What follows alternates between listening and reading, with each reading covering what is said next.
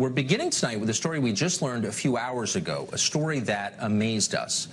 Last night in this show, we told you about how the Podesta Group, a lobbying firm co-founded by Hillary Clinton's campaign chairman John Podesta and his brother Tony, had been sucked into independent counsel Robert Mueller's investigation of alleged Russian interference in American politics. Before last night's show was even over, we got an email from a man with direct personal knowledge of that story. The man, whose name we can't reveal for the time being, is a former senior employee of the Podesta Group. He worked there for years. He said he was motivated to contact us by the disgust he felt watching media coverage of the Russia story. Not only were most reporters getting it wrong, he said, they were getting it backward.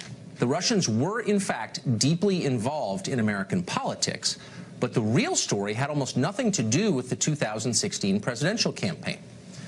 Well, intrigued, we agreed to meet with that source today. He just left our offices here in Washington a couple of hours ago. The story he told us is astonishing. We'll be following up on it, confirming more of it, and bringing you details throughout this week and after.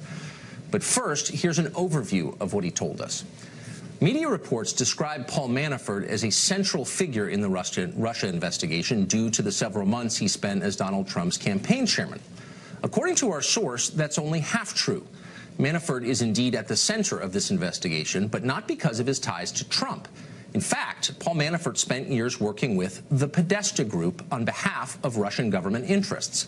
That relationship extends back to at least 2011, when our source claims Manafort had dinner in Washington with both Podestas, Tony and John. In the years following, our source says he saw Paul Manafort in the Podesta Group offices, quote, all the time, at least once a month. Manafort was not there to socialize. He was representing Russian business and political interests who sought to influence Capitol Hill, Hillary Clinton's State Department, and the Obama administration. Our source describes Manafort bringing what he called a parade of Russian oligarchs up to the Congress, where they met with members and their staffs. But the central effort to extend Russian influence was focused on the executive branch, the Obama administration. The vehicle through which Paul Manafort worked for the Russians was a shell group called the European Center for a Modern Ukraine. Now, the group supposedly was based in Belgium, but it had no actual offices there. It had, in fact, only 2 employees, both of them based in Ukraine. Their telephone number in Brussels rang in Kiev. It was a sham. Yet it did have a presence here in Washington. The European Center for a Modern Ukraine was a major client of the Podesta Group. Now, why did the Russians choose the Podesta Group? Well, because both Podestas were close to the Clintons, and Hillary was then Secretary of State. She could get things done for the Podesta's Russian clients. It was influence peddling, the most obvious kind. For example, our source says that at John Podesta's recommendation, his brother Tony hired a man named David Adams. Now, before joining the Podesta Group, Adams worked at the State Department as Assistant Secretary of State for Legislative Affairs. He was also Chief Legislative Advisor to Hillary Clinton.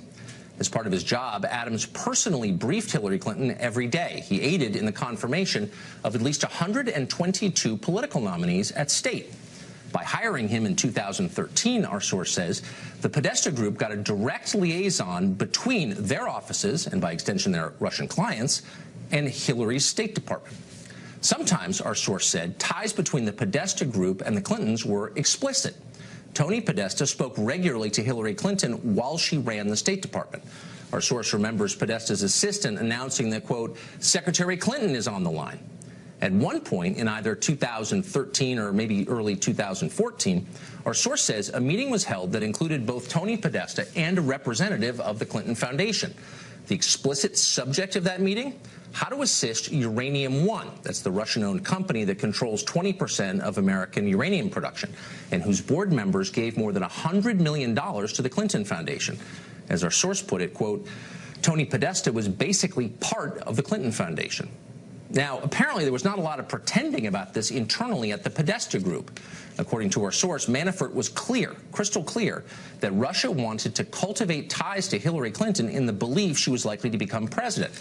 These links to Hillary were apparently quite valuable to the Russian. Our source believes that the Russian money Manafort funneled to the Podesta Group greatly exceeds the roughly $1 million they were officially paid. That's what he said. Some of these payments, he indicated, could be hidden kickbacks that would be hard for investigators to trace. Our source described the Podesta Group's books as, quote, a treasure trove and highly secret. He told us the Podesta Group had no board overseeing it and that all financial decisions internally were made by Tony Podesta personally. The group's employees, he said, included a person whose only official job was managing Tony Podesta's art collection. It would be obviously pretty easy for an organization like that to conceal financial transactions.